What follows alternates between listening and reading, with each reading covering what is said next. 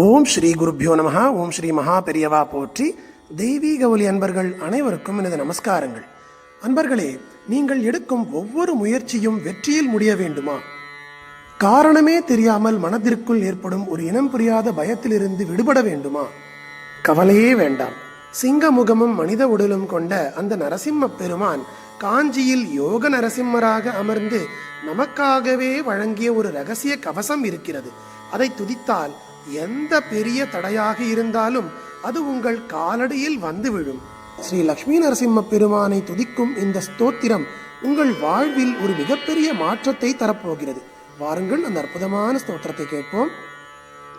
ஸ்ரீமான் வெங்கடநாதார்யः கவிதார்க்கிக கேசரி வேதாந்தாச்சார்யவர்யோ மே சந்நிதத்தாம் சதா ஹ்ருதி ஸ்ருதீனாம் உத்தரம் பாகம் வேகவத்யாஸ்ச தக்ஷிணம் காமாததிவ சஞ்சீயாத் கஷ்சிதத்புத கேசரி தபனேந்த்வக்னிநயனः தாபானபசினோது நः தாபனீய ரஹஸ்யானாம் சாரः காமாசிகா ஹரிः ஆகண்டமாதி புருஷம் கண்டீரவமுபரி குண்டிதாராதிம் வேகோபகண்ட சங்காத் விமுக்த வைகுண்ட பகுமதி முபாசே பந்துமகிலஸ்ய ஜந்தோः பந்துரபர்யங்க பந்தரமணீயம் விஷம விலோச்சனமீடே வேகவதி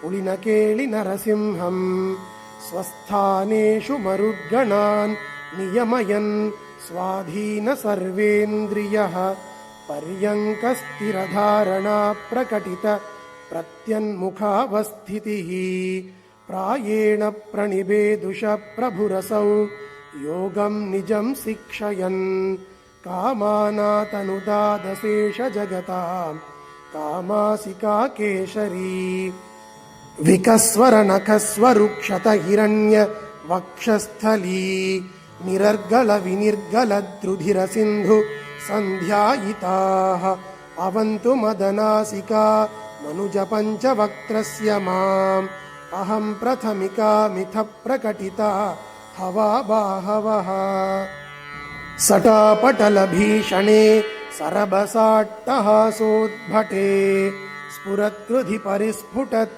भ्रुकुटिकेऽपि वक्त्रे कृते कृपाकपटके सरिन् धनुजडिम्बदत्तस्तना सरोजसदृशा दृशा व्यतिविषज्यते व्यज्यते त्वयि रक्षति रक्षकैः किमन्यैः त्वयि चारक्षति रक्षकैः किमन्यैः इति निश्चितधीश्रयामि नित्यं नृहरे वेगवती तटाश्रयन्त्वाम् इत्थं स्तुतः सकृतिहाष्टभिरेष पद्यैः श्रीवेङ्कटेशरचितैः त्रिदशेन्द्रवन्द्यः दुर्धान्तघोरदुरित द्विरतेन्द्रभेदी कामासिका नरहरिर्वितनोतु कामान् कवितार्किकसिंहाय कल्याणगुणशालिने ஸ்ரீமதே வெங்கடேஷாய வேதாந்த குரவே நமஹ.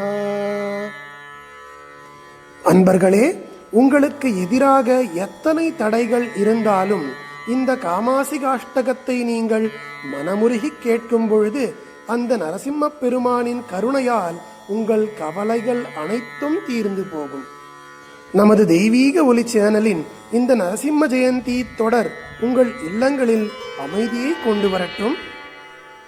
இந்த ஆன்மீக தொடர் உங்களுக்கு பிடித்திருந்தால் இந்த வீடியோவை லைக் செய்து உங்கள் நண்பர்களுக்கும் பகிருங்கள். நன்றி. ஸ்ரீ குருப்யோ நமஹ. மகா பெரியவா திருவடிகளே சரணம். தெய்வீக ஒலி எங்கும் பரவட்டும்.